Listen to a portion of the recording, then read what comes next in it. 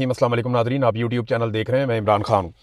Nadreen, मैं travel कर रहा था, लेकिन अब तक की जो अहम तरीन अपडेट्स हैं वो मैं आपके साथ शेयर कर देता हूँ। सबसे पहले तो इमरान खान साहब की बहन नौरीन खानम को मुलाकात की इजाज़त मिली। अभी जब मैं रिकॉर्डिंग कर रहा हूँ तो अब से थोड़ी देर पहले ये मनाज़िर मैंने देखे कि नौरीन खानम इमरान खान साहब से मिलने के लिए जेल के अंदर रवाना हुई। जेल में क्या बातचीत होती है, कोई खबर निकलती है, नहीं निकलती, मामलात किस तरफ जाते हैं, ये सब कुछ मैं आपको अपने अगले वीलॉग में बता पाऊंगा। कोशिश करेंगे कि जितनी इन्फॉर्मेशन है जो मैक्सिमम निकल सकती है इस माहौल में भी, वो आपके साथ हम शेयर कर सकें। तो सबसे पहले तो अच्छी बात यह है कि इमरान खान साहब की बहन को इजाज़त मिली मुलाकात करने की। कम से कम सुप्रीम कोर्ट ऑफ पाकिस्तान के फैसले का एक हिस्सा जो है उस पर अमल दरामद हो रहा है। और ये किसी ने अक्लमंद ने मशवरा दिया शहबाज शरीफ को या मौजूदा हुकूमत को या फील्ड मार्शल आसिम मुनीर को कि अब आप हर चीज़ को तो इस तरह ना लेना फॉर ग्रांटेड। वैसे भी दबाव बहुत ज़्यादा है पाकिस्तान की मिलिट्री एस्टेब्लिशमेंट पे। बहुत सारे लोग जो हैं वो ये बयानियाँ बनाते हैं कि ढील हो रही है, ढील हो रही है, ये चीज़ें हो रही हैं, कोई मामला तय पा रहे हैं। तो मामला तो तय ही पाएंगे। ये जब भी होगी बातचीत के जरिए से मामला हल होगा। ये ऐसा नहीं होगा कि गोलियां चलाई जाएंगी। हाँ, जितना अवामी दबाव बढ़ेगा उतनी ज़रा जो स्पेस है वो पाकिस्तान तहरीक इंसाफ के लिए बढ़ जाएगी और एस्टेब्लिशमेंट के लिए कम हो जाएगी। मामला जब भी हल होगा वो बैठ कर टेबल के ऊपर बातचीत से हल होगा। कौन कितना हासिल कर लेता है इसके लिए ये देखना पड़ेगा कि ग्राउंड पे किसकी सिचुएशन बेहतर है। यानी अगर मिलिट्री एस्टेब्लिशमेंट बहुत ज़्यादा ताकतवर है, बहुत तगड़ी है, तो वो अपनी ज़्यादा बातें मनवा लेगी। और अगर इमरान खान साहब बेहतर पोजीशन में हैं तो वो अपनी ज़्यादा बातें मनवा लेंगे। अब प्रॉब्लम क्या पैदा हुई है, देखें, एक तो याद रहे कि जो इसका एक टेस्ट था ना कि इमरान खान हार गया या बुज़दिल है या इमरान खान डर गया या सरेंडर कर गया, उसका एक ही तरीका है। अगर आप ये साबित करना चाहते हैं, मेरा चैलेंज है आर्मी चीफ को, बाकी लोगों को, कि अगर वो इमरान खान साहब की एक वीडियो ले आए जिसमें इमरान खान साहब माफ़ी मांग रहे हो। यही एक मुतालबा था ना कि पब्लिकली इमरान खान साहब आए और सच्चे दिल से अवाम के सामने माफ़ी मांगे।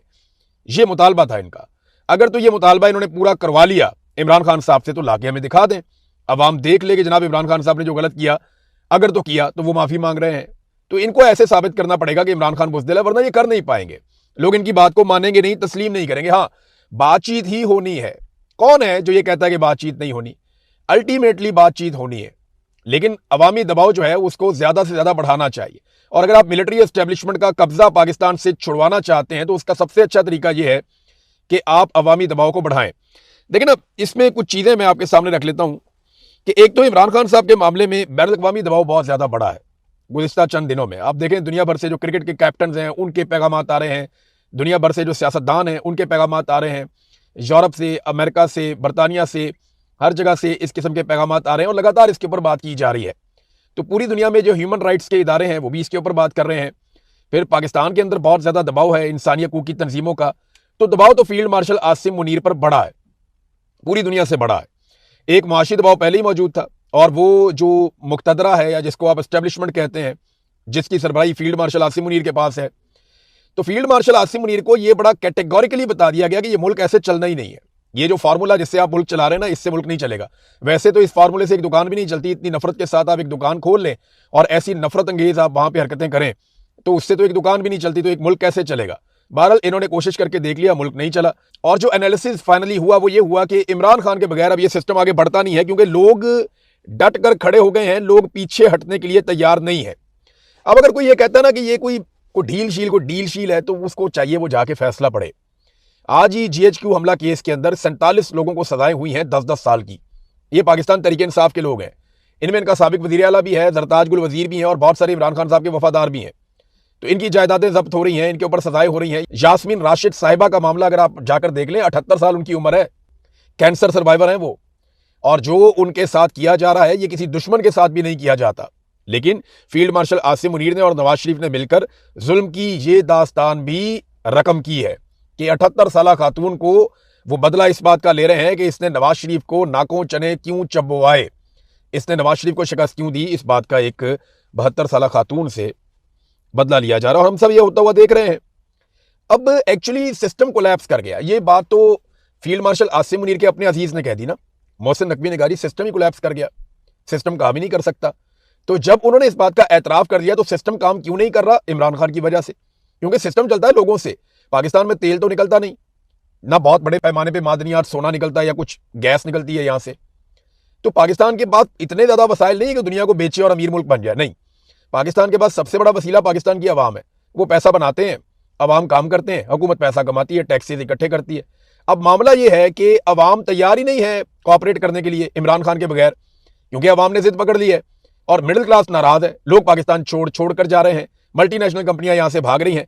अब ये अवाम की जेबें काट के, अवाम के ऊपर दबाव डाल के कौमी खजाने में पैसा जमा करते हैं और इसके जरिए से आलमी सतह पर स्टेबिलिटी दिखाते हैं। लेकिन ये स्टेबिलिटी ज्यादा देर चलेगी नहीं, क्योंकि अवाम की पसली एक हद तक ही बर्दाश्त कर सकेगी। जब अवाम की बर्दाश्त से बाहर हो जाएगा तो अवाम चीजें खरीदना बंद कर देगी। मिसाल के तौर पे मैं आपको एक चीज बताता हूं, ये बहुत इंपॉर्टेंट है, ये याद रखिएगा। मेरे दोस्त हैं पाकिस्तान में, उन्होंने मुझे बताया, उन्होंने कहा जी इमरान साहब, हर घर के अंदर जहां पे कोई थोड़ा सा भी बंदा अफोर्ड कर सकता है ना, लोग अपने जेवर बेच के, अपना सामान बेच के, वो सोलर के साथ बैटरी लगा रहे हैं। वो ये कहते हैं हमने सरकारी बिजली इस्तेमाल ही नहीं करनी। वो सोलर के साथ बैटरी लगा रहे हैं। जो लोग एसी इस्तेमाल करते थे वो लोग कह रहे हैं जी पंखों पे गुजारे करो, हमने कूलर पे गुजारा कर लेना है, लेकिन हमने ये सरकारी बिजली नहीं खरीदनी। अब आप ये सोचेंगे, अब सरकारी बिजली जब नहीं खरीदेंगे तो बिजली की डिमांड कम हो जाएगी। जब बिजली की डिमांड कम हो जाएगी तो सरकार कम बिजली बेचेगी। कम बिजली तो आप बेचेंगे, लेकिन आपने बिल तो देने हैं 40,000 मेगावाट से ज्यादा के। वजह यह है कि आपने आईपीपीज लगाए हुए हैं, वो बिजली बनाएं या ना बनाएं, आप उनकी बिजली खरीदें या ना खरीदें, आपने उनको बिल तो देना है। फिर तो हम जहां खड़े थे हम वहीं खड़े हैं। लेकिन अगर इस बाब को बंद कर दिया गया तो फिर पाकिस्तान को फायदा है, फिर पाकिस्तान आगे बढ़ सकता है। नाज़रीन, बैरिस्टर गौर साहब ने एक बात की है और स्पेसिफिकली जो सरहद यूनिवर्सिटी में वाकया पेश आया उसके हवाले से उन्होंने बात की है। उन्होंने कहा जी वर्दी पर हाथ डालना अफसोसनाक है। बिल्कुल ठीक बात की उन्होंने, लेकिन अगर वर्दी वाले किसी की इज्जत पे हाथ डालें तो वो अफसोसनाक है या नहीं, ये भी सवाल मुझे पूछना है उनसे। मामला ये है कि अगर खवातीन के साथ कोई बदतमीजी करे, बदसलूकी करे, कानून के मुताबिक आप जाते हैं, आप एप्लीकेशन देते हैं, सारा कुछ करते हैं। सरकारी ऑफिसर जो है ना, जिसने यूनिफॉर्म पहना हुआ, जिसके हाथ में बंदूक है और सरकार की बंदूक है, उसका रद्द-ए-अमल हमेशा मुख्तलिफ होना चाहिए आम आदमी के रद्द-ए-अमल से। यानी मेरे जैसा बंदा होगा तो मैं तो गले पड़ जाऊंगा, मैं तो लड़ाई करूंगा, लेकिन मेरे ऊपर वो जिम्मेदारी नहीं है, मेरी वो ट्रेनिंग और तरबियत नहीं है। मैं निजाम से नाराज हूं, लेकिन जो बंदा खुद निजाम का हिस्सा है वो निजाम के ऊपर अदम एतमाद कैसे कर सकता है, सवाल ये पैदा होता है। देखें ना, अगर आप यूनिफॉर्म पहनने वाले शख्स का भी खानदान है और इज्जत नफ्स है, उसको आप इजाजत दे रहे हैं तो फिर मुझे भी इजाजत दें, मुझे भी एनओसी दी जाए। मैंने तो उन सारे अफसरान के और अहलकारों के नाम शॉर्ट लिस्ट करके रखे हुए हैं, मैंने अपने दिल पे लिखे हुए हैं, मैंने लिख के रखे हुए हैं कि जनाब ये बंदे हैं जिन्होंने मेरे घर आके जबरदस्ती दाखिल होकर मेरे घर में बदतमीजी की और एक मरतबा नहीं कई मरतबा की है। तो मुझे भी इजाजत दें कि मैं उनसे बदला लूं, मुझे भी इजाजत दें कि मैं उनको डंडे मारूं, उनके ऊपर हवाई फायरिंग करूं, उनको हरासा करूं, उनके साथ जाके झगड़ा करूं, उनको निहत्ता करके। मुझे भी आप इस बात की इजाजत दें ना कि जो मेरे घर में जबरदस्ती घुसते थे, मेरे घर की खवातीन को और बच्चों को हिरासा करते थे, मुझे एनओसी दिया जाए कि मैं उनके साथ जाके वही सब कुछ कर सकूं। लेकिन यहां पे यूनिफॉर्म वाले के लिए सारी दुनिया बोल रही है, हम कीड़े मकोड़ों के लिए कोई नहीं बोलता। हम कीड़े मकोड़ों के बेडरूम्स के अंदर घुस जाते हैं, कोई नहीं बोलता। हमारे बच्चों का सामान उठा के ले जाते हैं, कोई नहीं बोलता। हमारी औरतों को सड़कों पे घसीटते हैं, कोई नहीं बोलता। हमारी औरतों को अगवा कर लेते हैं, कोई नहीं बोलता। उनको हरासा करते हैं, उनके ऊपर पिस्तल तान लेते हैं, खवातीन के ऊपर, निहत्ती खवातीन के ऊपर उस्मान डार की वालदा का गिरेबान फाड़ देते हैं, कोई नहीं बोलता। जो चौधरी एजाज की बीवी के साथ किया, जो शहबाज गिल का ड्राइवर था, उसकी एहलिया को ले जाकर थाने में बंद कर दिया, उसके ऊपर कोई नहीं बोलता। वो जो उस्मान डार के साथ एक और लड़का था, उसकी बीवी को किस तरीके से उसको कहा गया कि जनाब इनको नंगा करके इनकी वीडियो बनाएंगे, वो बेचारा टूट गया उसके बाद, इस पे कोई नहीं बोलता। हम कीड़े मकोड़ों की खवातीन की, हमारे घर वालों की इज्जत कोई नहीं है। ये इज्जत सिर्फ यूनिफॉर्म वालों के घर वालों की है कि इनको कोई छेड़े, इनके साथ बदतमीजी करे, बंदूक निकाल के गोली चला देंगे। हम लोगों की नहीं है, हम कीड़े मकोड़े हैं, हम जानवर हैं, हमारा कोई हक नहीं है। यानी ये पाकिस्तान सिर्फ इनके लिए बनाया था कायदे आज़म ने, हमारे लिए नहीं बना था। कानून सबके लिए एक जैसा होना चाहिए। अगर कानून नाफिज करने वाले इदारे खुद कानून पे भरोसा नहीं करके कानून अपने हाथ में ले रहे हैं तो हमें भी एनओसी दी जाए, हम भी कानून अपने हाथ में ले लें, फिर हमें भी इसी तरह अप्रिशिएट किया जाना चाहिए पूरी दुनिया में, और हर जगह पे हमारे हक में आवाज उठनी चाहिए। नाज़रीन, नवाज शरीफ साहब ने अपने रहनुमाओं को मना कर दिया कि अब आपने सूबों वाले मामले पे भी बात नहीं करनी। याद है, इससे पहले नवाज शरीफ ने मना किया था पीपल्स पार्टी के खिलाफ बात नहीं करनी। फिर नवाज शरीफ ने कहा जी मोहसिन नकवी भी बहुत ताकतवर है, उसके खिलाफ भी बात नहीं करनी। फिर नवाज शरीफ ने कहा जी एस्टैब्लिशमेंट के खिलाफ कोई बंदा किसी किस्म की कोई बात नहीं करेगा। फिर नवाज शरीफ ने आप कह दिया जी ये सूबों वाला मामला है, इसके ऊपर भी कोई बात नहीं करेगा। पूरी पार्टी को ना मियां साहब ने कंप्रोमाइज होकर एक सीट अपनी जो यास्मीन राशिद से ली है उसके चक्कर में, और जो अपने भाई को हुकूमत बनाकर दी है, बेटी को वजीर आला बनाया, इस चक्कर में पूरी पार्टी को गूंगा कर दिया नवाज शरीफ ने। और जमहूरियत तो है ही ये कि आप बात करें, आप इख्तलाफ करें, आप अपना मौक़िफ़ सामने रखें। दिस इज कॉल्ड जमहूरियत, डेमोक्रेसी। मियां नवाज शरीफ साहब इस तरफ आते ही नहीं। उन्होंने पूरी पार्टी को जो है वो गूंगा बहरा बना के रख दिया कि ना तुम कुछ सुनते हो ना कुछ तुम बोलते हो। यानी वो तो कहते हैं ना, वो गांधी जी के 3 बंदर कि ना बोलते हैं, ना सुनते हैं, ना देखते हैं, ना बुरा देखो, ना बुरा सुनो, ना बुरा बोलो। इनको जो है ना वो बिल्कुल वो सुनगुन करके रख दिया बिल्कुल। मियां नवाज शरीफ साहब ने जैसे वो खुद थे, वो पूरी पार्टी को भी उसी तरह बना रहे हैं। नाज़रीन, एतजाज हसन साहब ने स्टेटमेंट दिया, वो कहते हैं जी शहबाज शरीफ ने ट्रंप को नोबेल का अमन इनाम के लिए नामजद किया और साथ ही नेतन्याहू ने भी ये किया तो पाकिस्तान और इसराइल का हीरो एक होना ये बड़ी शर्म की बात है। शहबाज शरीफ को ट्रंप ने कहा कि नाचो। वैसे हमने तो नाचते हुए देखा भी, सलूट मारते हुए देखा।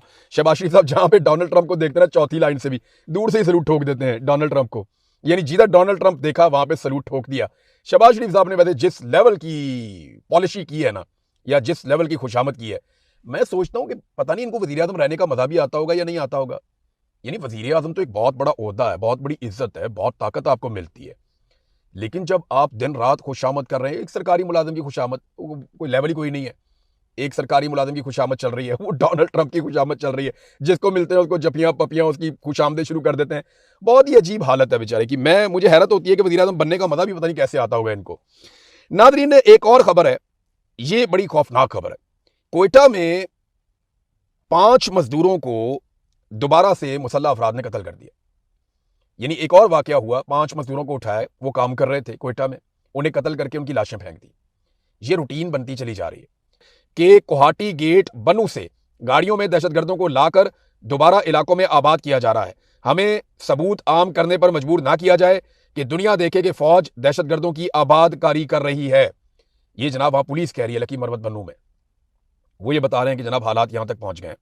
बन्नू में पुलिस और ट्रैफिक पुलिस एहलकारों ने ड्यूटी छोड़ दी है, वो एहतजाज कर रहे हैं, जबकि मुख्तलिफ इलाकों से अमन कमेटियों के वफूद भी एहतजाजी मुजाहरे में पहुंच रहे हैं। मुख्तलिफ तहफ़्फ़ुज़ात और मुतालबात पर मुश्तमिल हतमी लायामल जारी किया जाएगा। अब इसके ऊपर वो बातचीत कर रहे हैं। फिर बन्नू पुलिस की जो अमन कमेटी है, उन्होंने जो इल्ज़ामात लगाए, उन्होंने कहा जी कि हम एस्टेब्लिशमेंट की पॉलिसी से तंग आ चुके हैं, हमारी पुलिस तबाह कर दी गई है, चौकियां खत्म कर दी गई हैं, क्योंकि इन रस्तों से ये मादनियात और दहशतगर्दी का कारोबार करते हैं। इन चीजों से ये बहुत पैसा कमा लिया है आप लोगों ने और कारोबार कर रहे हैं, लेकिन खुदारा हमारे घर वालों और अवाम पर रहम करें। यानी पुलिस भी तंग आ गई। अब ये बड़े संगीन इल्जामात हैं। पाकिस्तान की मिलिट्री एस्टेब्लिशमेंट ये क्या कर रही है? वहां पे पश्तूनों से पूछो, वो कहते हैं जी हमारे तो घर तबाह कर दिए इन्होंने। जिससे बात करो वो ये कहते हैं जी हमारी जिंदगियां जीरन कर दी हमारी मादनियात के चक्कर में। हमारी मुझे वहां पे मिले एक साहब, वकील साहब थे, वो मुझे मिले हाईकोर्ट इस्लामाबाद में। उन्होंने मेरे सामने एक पोटली खोली और मुझे दिखाते कहते जी ये हमारे दुश्मन। साथ उनके पास बहुत सारे कागज थे, तस्वीरें भी थी। मैंने कहा कौन है? उन्होंने कहा ये पत्थर हमारे दुश्मन है। उनके हाथ में मादनियात थी। उन्होंने कहा जी ये वो चीजें हैं जो हमारी सबसे बड़ी दुश्मन है, ये हमारे इलाके से निकल आई है, इन्होंने हमारा जीना हराम कर दिया। वहां पे लाके दहशतगर्दों को बिठा दिया जाता है, फिर ऑपरेशन के नाम पे हमें निकाला जाता है और फिर दोनों मिलकर वहां से मादनियात निकालते हैं, हम लोगों को वहां से बेदखल कर देते हैं। हमारे साथ तो यही हो रहा है कई दहाइयों से और लगातार अब तक हम बर्दाश्त कर रहे हैं। नादरीन, ये बड़ी ही संगीन सूरत हाल है और इसको सिर्फ और सिर्फ एक अवामी मुंतखब हुकूमत ठीक कर सकती है। मिलिट्री एस्टेब्लिशमेंट के खिलाफ नफरत बढ़ती चली जा रही है। कर्नल वाला वाकया आप देख लें, एक आदमी का वाकया है, उसने हवाई फायरिंग की है, वो बहुत बड़ा वाकया नहीं है, लेकिन बड़ी घटिया हरकत की। उसको वहां पे जाके एक तो असला लेके यूनिवर्सिटी में घुसना, ये बहुत ही मायूब बात है। फिर यूनिफॉर्म पहन के आप चले गए रोप डालने के लिए। आपको अगर करना ही था तो आप और तरीके से करते, 100 और तरीके। वहां पुलिस वाले मौजूद थे, आप उनको कहते पुलिस वालों को कहते जी देखें मेरी अहलिया के साथ करें, पकड़े नहीं, गिरफ्तार करें, वो और 10 चीजें हो सकती थी, क्योंकि आप लॉ एनफोर्समेंट का हिस्सा हैं। आप सिस्टम के ऊपर अदम एतमाद नहीं कर सकते। मैं कर सकता हूं, मैं सिस्टम पे अदम एतमाद करते हुए बंदूक हाथ में उठा लूं तो भाई मेरा जायज है, आपका नहीं है, क्योंकि आप सिस्टम के अंदर हैं, आप वहां काम कर रहे हैं, आपकी रिस्पॉन्सिबिलिटी मेरे से बहुत ज्यादा है, आपको इसके लिए ट्रेंड किया गया है। तो मैं ये कह रहा हूं कि इस वाकये को जिस तरह लोगों ने इस पर रद्देमल दिया ना, ये बड़ा खौफनाक है। मिलिट्री एस्टेब्लिशमेंट को आज ये सोचना पड़ेगा कि उन्होंने 25 करोड़ पाकिस्तानियों से पाकिस्तान के हर कोने में लड़ना है या अवामी मुंतखब नुमाइंदों के हवाले हुकूमत करके खुद बैरकों में वापस जाना है। ये आज नहीं तो कल सारे गले फट जाएंगे। अब तक के लिए इतने, अपना ख्याल रखिएगा, अपने चैनल का भी। अल्लाह।